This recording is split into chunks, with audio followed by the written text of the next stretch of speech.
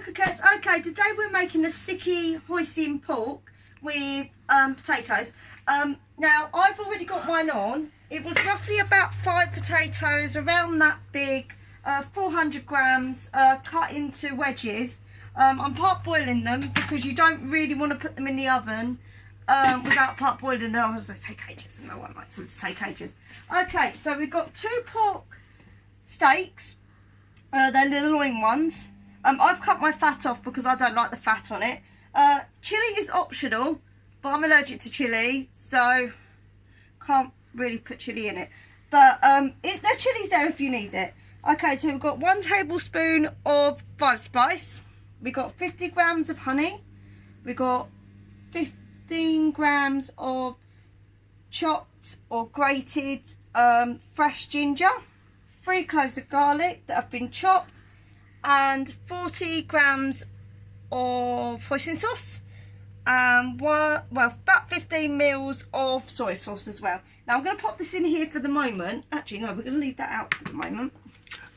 What I'm going to do is I'm going to start marinating it. So what we're going to do is we're going to put our steaks in here, and then I am going to put our 5 spice over the top. So what you want to do is you want to put a little bit of the 5 spice in and then mix it. So I think we're going to have to put our hands in on this one. So mix it, marinate it. We like marinating. Okay, and then I'm going to wash my hands quickly because I don't really want it to... No, I probably will need to use it again in a second, but it's not exactly very nice. If you're wondering why I have actually got blue on my hands, no, it's not the nail varnish. I was doing cakes today, and the blue just went everywhere. I don't know how blue does it, but blue seems to go everywhere. So that's what happened to me today. So if you see blue on my face or anywhere where I don't know where it is, that's what's happened. I'm not going crazy. Although I am a little bit crazy. Okay, so put your ginger in. Add your garlic. Pop that in. Okay, and then we're going to put the rest of spice in, so that the other side can have a little bit as well. Because one side can't be greedier than the other, hey? So mix that in, take that bit out, I don't know what that is, but there you go. So it works out about 300 grams for this, okay? So what we're going to do is we're going to put in our hoisin sauce.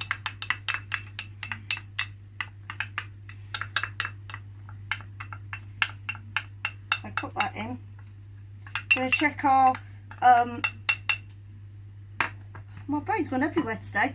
We're going to check our potatoes in a second. Right, pop in your soy sauce and pop in your honey.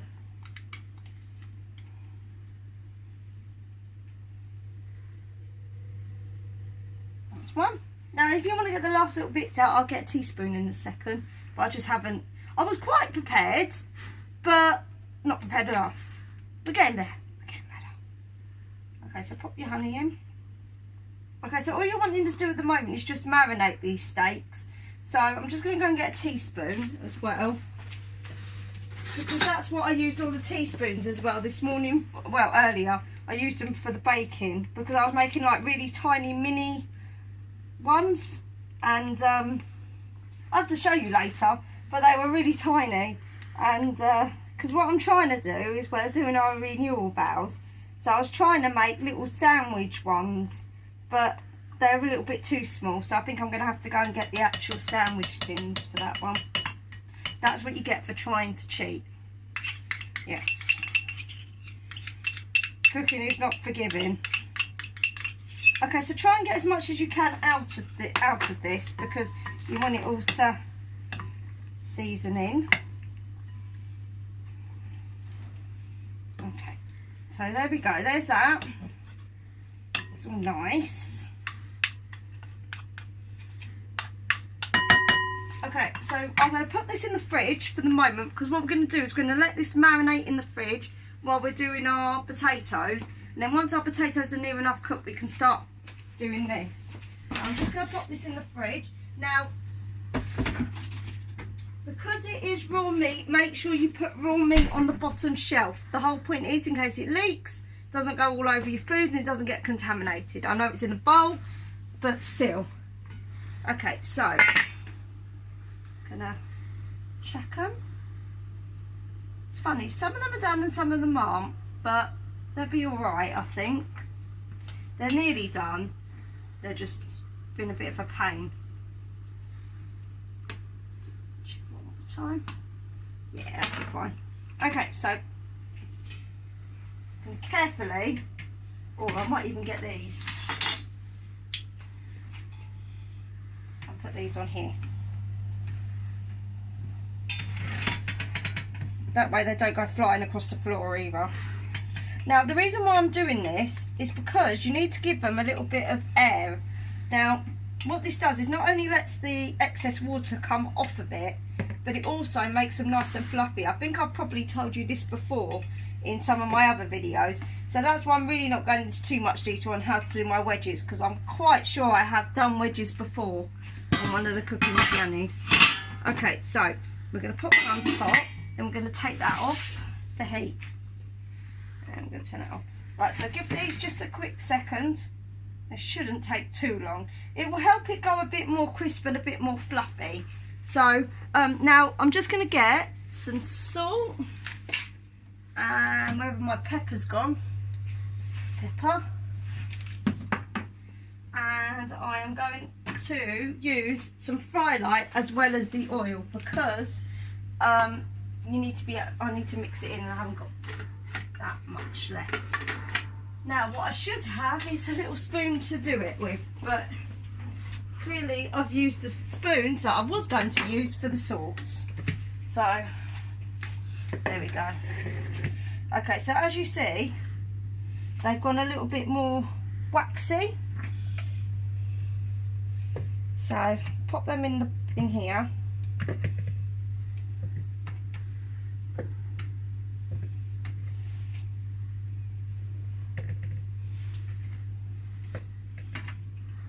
Them in there. Oops, don't worry if they break a tiny bit, it's all right. It's not overly bad. It's just you do want to keep some whole ones. Whoop. See what I mean? They are quite, they like to go off on their own little thing. Okay, so what I'm going to do is I'm going to spray a little bit of fry light. This is my base. I can put as much as I like with that on, apparently. Okay, so I think we need to fill the pepper mill up as well. We do that many things with pepper in. So a bit of salt.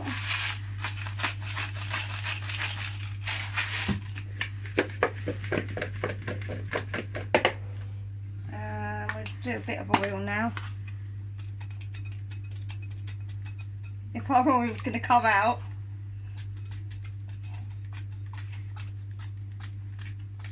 There we go. I think it's finally had enough. I need to fill it up. A bit more salt. A bit more pepper. Because you want your chips to actually taste of something, don't you, as well? So, there we go. And the more you're kind of like shaking it up, the more you're making it fluffy. So your things will be very nice indeed. Okay, so pop them on. And I'll show you what I mean. See here, where it's got them like kind of fluffier bits, that's where it's going to get all the flavour in and everything like that. So pop them like that. And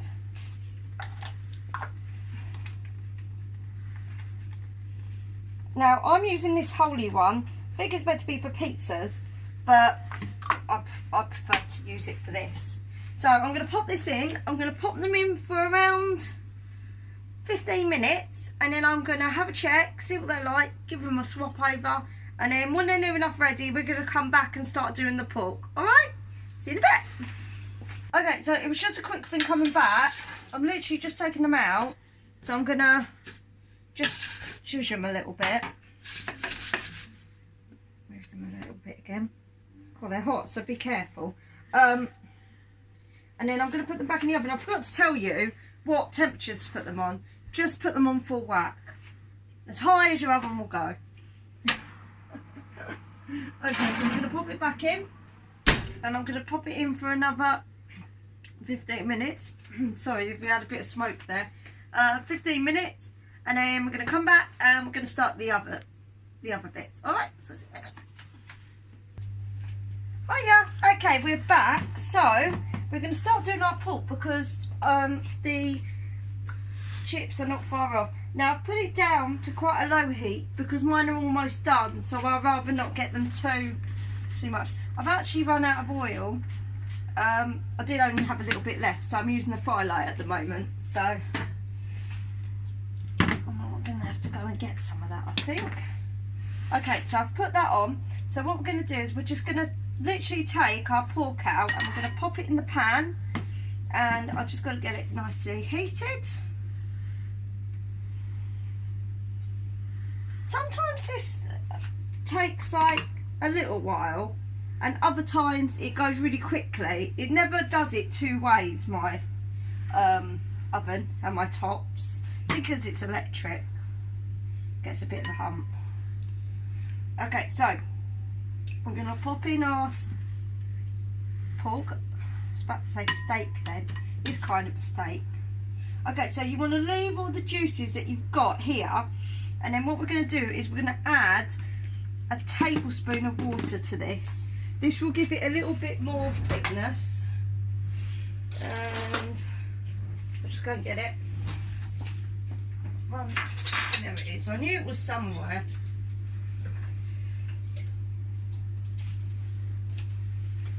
Okay, so tip that in. We'll just give it a bit of a mix.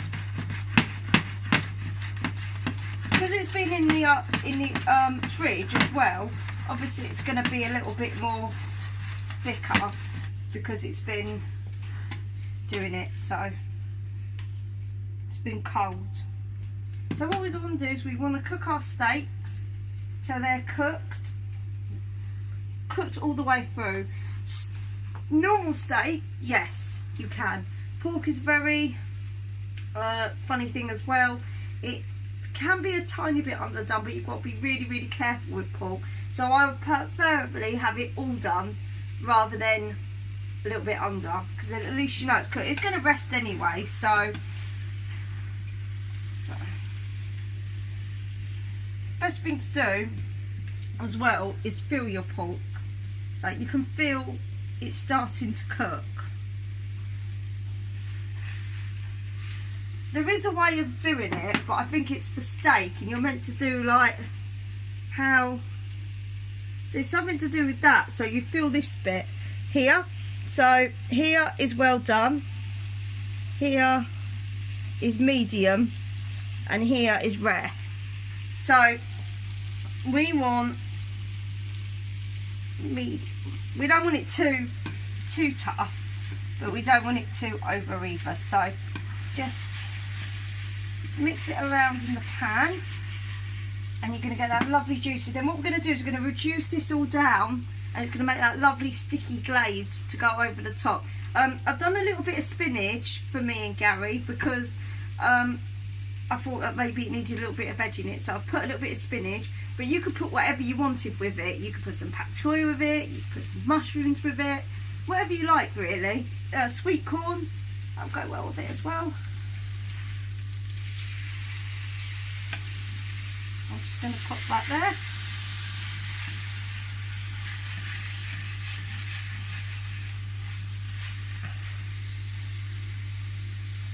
So it is doing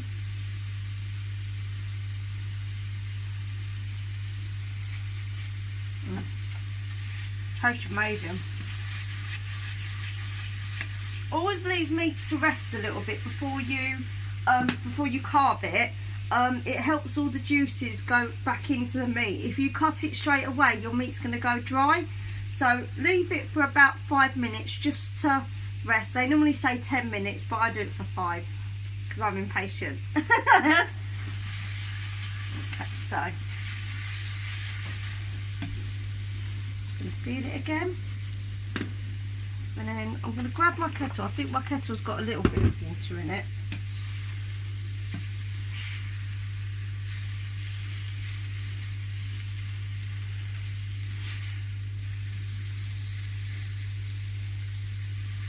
That was hot, that. I think this one's just a little bit more under at the moment than this one. This one's done. So I'm going to pop that in there.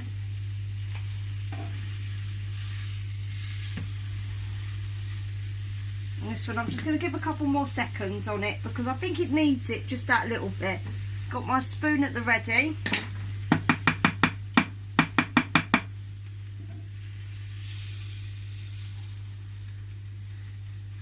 And the good thing about pan frying it is as well is that it kind of all goes into this lovely juice as well. It goes onto the meat and it makes it all nice and juicy and loveliness.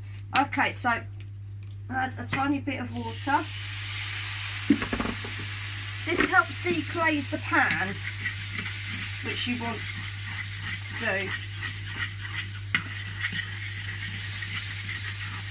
It's a really good idea as well. Look, I haven't burnt my pan, but if you did burn your pan, it's a really good idea of just getting everything off the bottom of it. So it's just a little bit burnt or whatever. Okay, so our meat's resting. I'm just going to put my spinach on for about 2 minutes. And I'm going to start. Oh, there goes my thing. I think it went on Gary's. But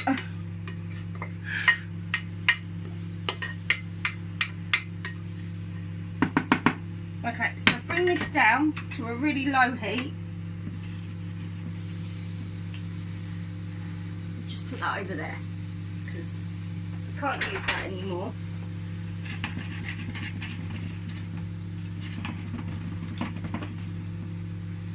Okay, so I'm going to start bringing the potatoes out as well. So let's put this over here and I'll get our potatoes out in 1 second.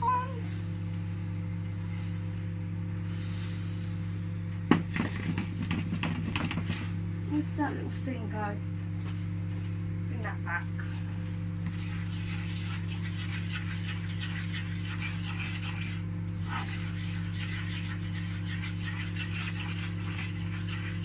Okay, so by the time you've kind of done this, your pork's rested mostly. So bring your pork over here.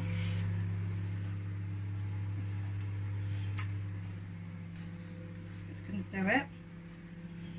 Okay, and we're going to grab our potatoes.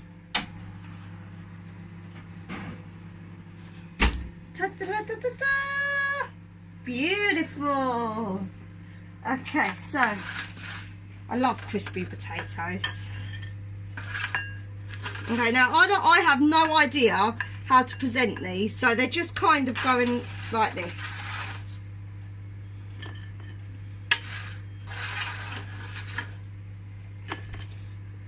Just scatter them.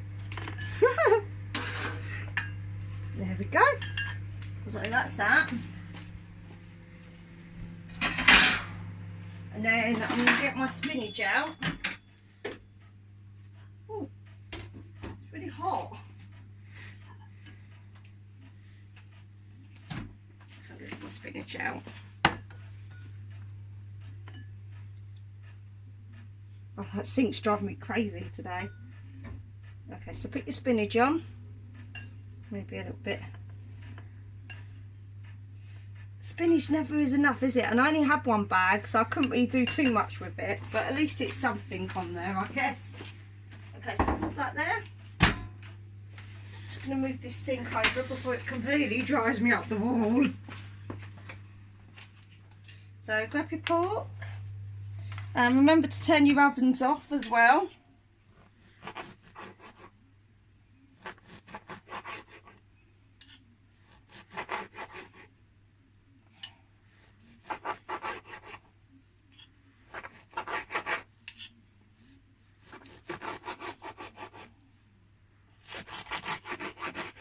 Okay, so I am going to grab my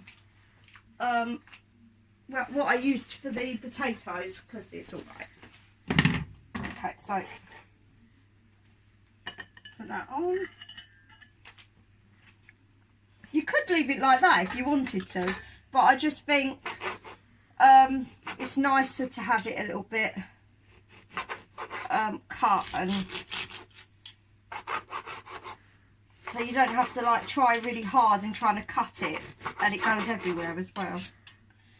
Okay, and it looks nice as well. Okay, so let's pop that there.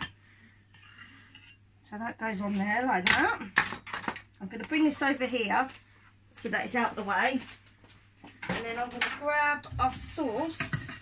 I'm just going to put it back on the heat just for a little bit, just to help it come back from the brinks.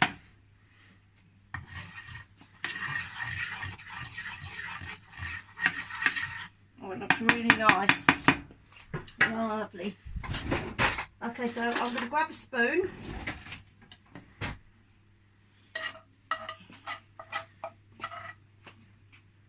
And we're just going to literally drizzle it over.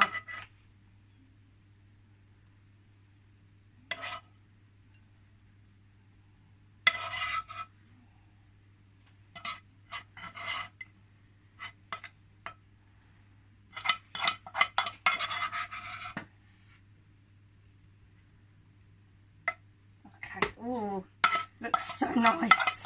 Can't wait to devour this. Okay, and that's that. So there you are, my croquettes. There is your sticky pork with hoisin sauce. Well, thank you very much for watching my croquettes. We really do enjoy it. So it's bye from me, bye from Gary, and please like, please share, and we'll see you in the next video. Bye for now.